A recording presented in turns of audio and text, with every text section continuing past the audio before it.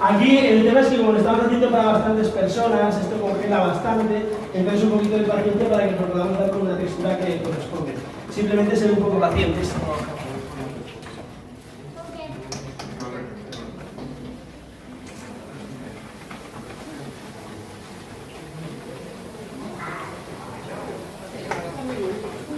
Alex, nuestro experto de la ley.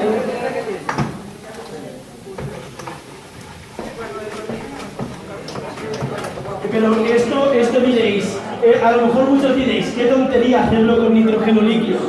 El tema de por qué se hace con nitrógeno líquido y se tienen bases de helado preparadas es porque si no se hace con nitrógeno líquido, hay un montón de cristales de agua. El nitrógeno líquido congela tan fuerte que no permite la cristalización, entonces es súper cremoso. Y eso es por lo que siempre se hace con nitro, o sea, no se hace por ser más cool o por ser más guay o decir que se ha por nitro, se pone por